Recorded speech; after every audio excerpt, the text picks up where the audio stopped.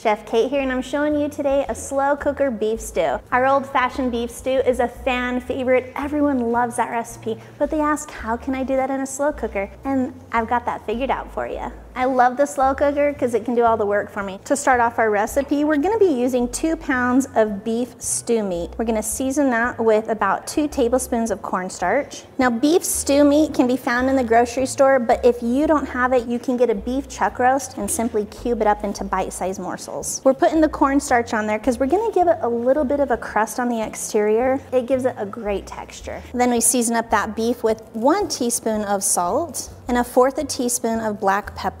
And give that a toss to make sure it all gets some of that coating. And now we're gonna brown this beef, so let's head over to the stove. In a large pot over medium-high heat, I'm gonna add in 2 tablespoons of cooking oil. Once that oil is hot, we're gonna add in the beef. We're gonna let that cook for about 5 minutes and stir it around as it cooks to ensure that there's browning on all sides of it. Once again, I always talk about browning because it is flavor, and I'm all about flavor. You also don't want to crowd the pan, so if you need to work in batches, be sure to do that. As the beef is cooking, I'm gonna cube up about 1.5 pounds of red potatoes. You can buy them really small, or you can get a larger size and cut them up. You just want them to be bite-sized. To our browned beef, I'm gonna add in 2 cloves of minced garlic, and then I'm gonna use about 2 tablespoons of tomato paste. Stir that all together and let that cook alongside the beef for another 1 to 2 minutes. You're gonna really smell that fragrant garlic, and it smells so good. After we've toasted the tomato paste and the garlic, we're going to pour in 4 cups of beef broth so we can deglaze that pan so we leave no flavor behind. In addition to the beef broth, we're going to add in 1/4 cup of Worcestershire sauce. Say it how you want to.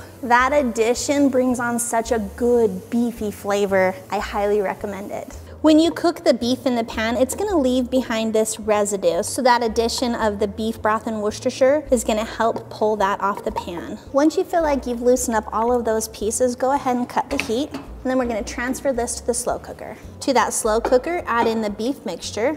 Be careful how you do that. Then we're gonna add in our diced potatoes, our pearl onions, which these are unique and sometimes you can't find them, so feel free to chop up a white onion. We're gonna add in our pearl onions, cubed carrots, and some celery. The variety of vegetables gives such a variety of textures and flavors when this is all finished cooking. Then to those vegetables, we're going to add in a teaspoon of sugar. And it's like, why would you add sugar to it? I promise it brings balance and harmony to this stew. 1/2 teaspoon of dried basil, 1/2 teaspoon of oregano, and 1/2 teaspoon of parsley. Then I'm gonna sprinkle in 1/2 teaspoon of paprika, and a unique spice here, we're going 1/4 teaspoon of allspice. Give that a stir to make sure everything is well blended, and then we're gonna simply pop the lid on it, let it do all the work for the next 6 to 8 hours on low or 4 to 6 hours on high. Our beef stew has been cooking for about 6 hours, and we need to thicken up that sauce a little bit. So I'm gonna take 1/4 cup of water and add in 2 tablespoons of cornstarch, making a cornstarch slurry. Mix that together until it is no longer lumpy. Then drizzle in that cornstarch slurry into the slow cooker, give it a mix. Then pop the lid back on that for another 30 minutes. This stew has been cooking for about 7 hours, and it smells